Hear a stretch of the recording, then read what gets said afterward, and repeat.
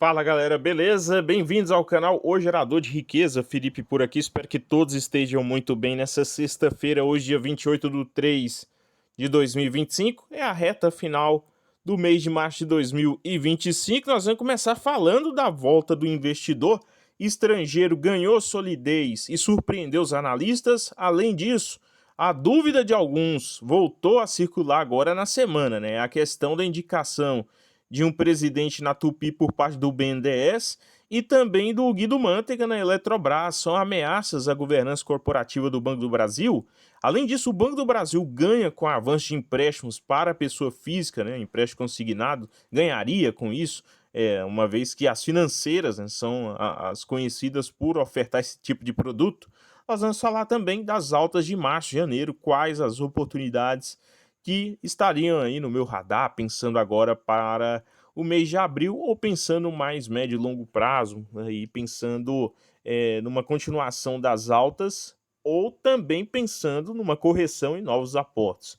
Em relação hoje, né, o pregão dessa sexta-feira, que é normalmente um resumo da semana, nós tivemos Semin 3 no 6,30, Vale no 57, Semin, é bom lembrar que há menos de um mês CSN Mineração negociava nos R$ 5, tá?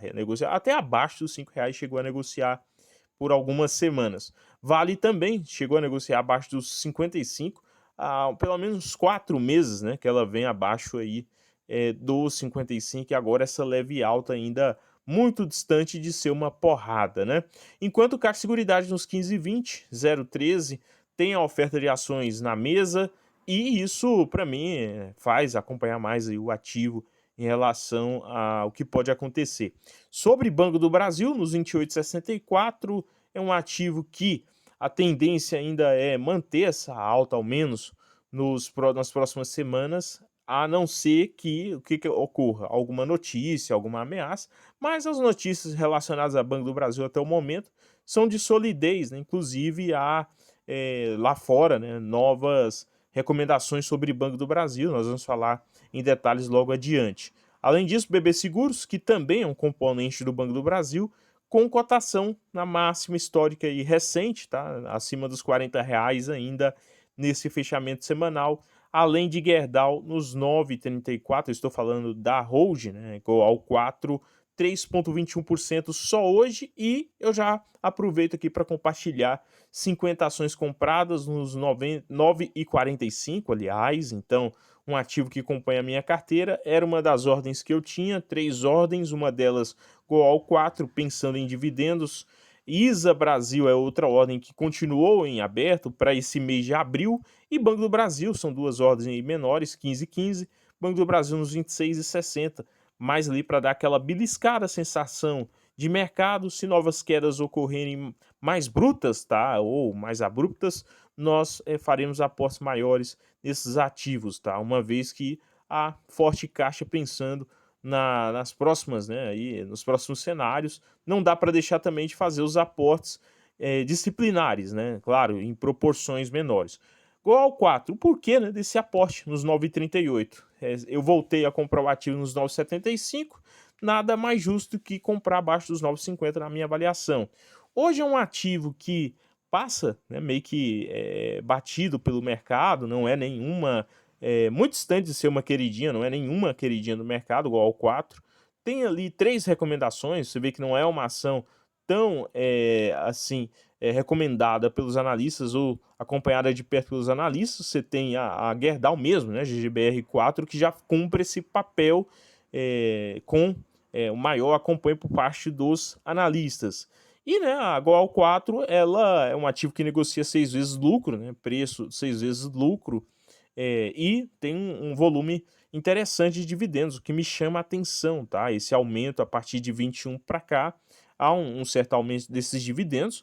Claro que a tendência, né, é regressão à média, ou seja, então esse dividendo deve ficar aí cada vez mais na casa do 0,60, 0,70 por ação para o ano. Porém, a alta desse ativo, né, quando o cenário mudar, esse cenário é que o setor de siderurgia vem sofrendo global, né, pela mudança do governo americano, a tendência é que essa tese e também no médio e longo prazo a Gerdau continue performando muito bem. Então, para mim, um momento de acompanhar mais e fazendo os aportes constantes maiores nessa companhia, tá? Sobre a entrada de capital estrangeiro, dados da B3, né, acumulado em 2025, no total, tá? No total, a B3 informou que, né, os gringos aportaram no Brasil 13 bilhões de reais em recursos na bolsa de valores, tá?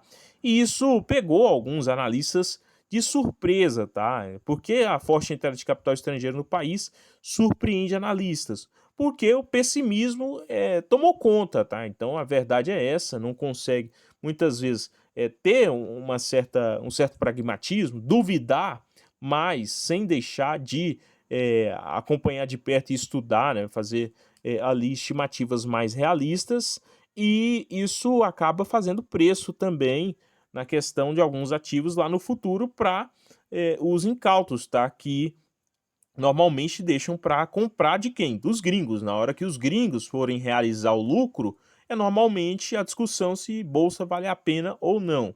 Claro, o futuro é incerto, tá? O futuro é incerto, porém, o investidor, né, ele tem que ter ali um pouquinho de pragmatismo, sem ter um otimismo exagerado ou um pessimismo exagerado. Você pode até, na minha avaliação, ter, né, aí as suas dúvidas, mas sem exageros no momento da decisão, tá? Inclusive, faz parte do investidor ter momentos que ele está errado, o pensamento dele está errado, mas, né, aí se repensar esses pensamentos e não perder dinheiro são fatores que chamam atenção e são bem importantes, tá? O Banco Central também revelou a entrada aí de capital estrangeiro sem ser bolsa, né, 9,3 bilhões, 53 bilhões de reais. Vamos acompanhando esses dados e se, né, irão provar no médio e longo prazo, pensando aí em 2025, nesse cenário, tá? Ainda com taxa de juros mais alta. Banco do Brasil, nos 28,64, na semana, voltou a discussão sobre quão confiável está a governança corporativa das estatais, né? Banco do Brasil, 28,64, o que é que nós tivemos?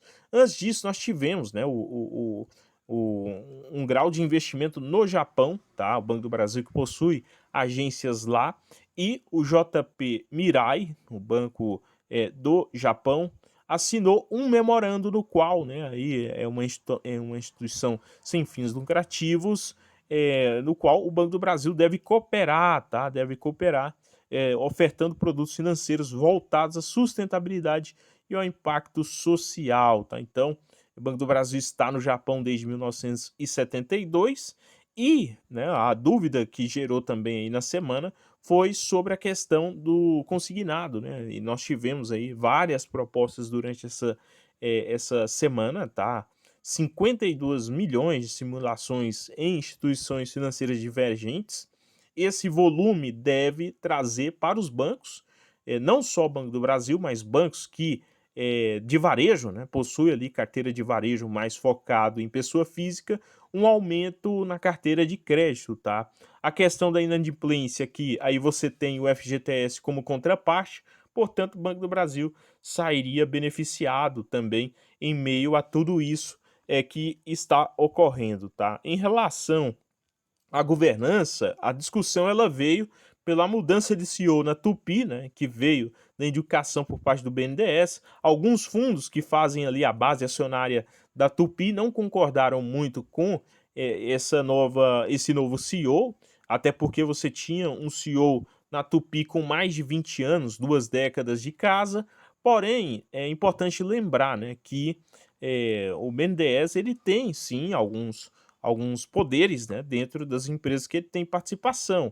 Mas isso não quer dizer que as companhias estão totalmente ameaçadas. Ah, hora de vender Brasil, comprar tudo em dólar, né, ou ter tudo em Brasil. Não, muito pelo contrário. É importante entender como que essas empresas vão se provar em meio a todo esse tipo de cenário, né? Então, são fatores que o investidor ele tem que ter consigo, tá? E sobre a Eletrobras, houve a indicação do Guido Mantega, né, para o Conselho Fiscal da Eletrobras.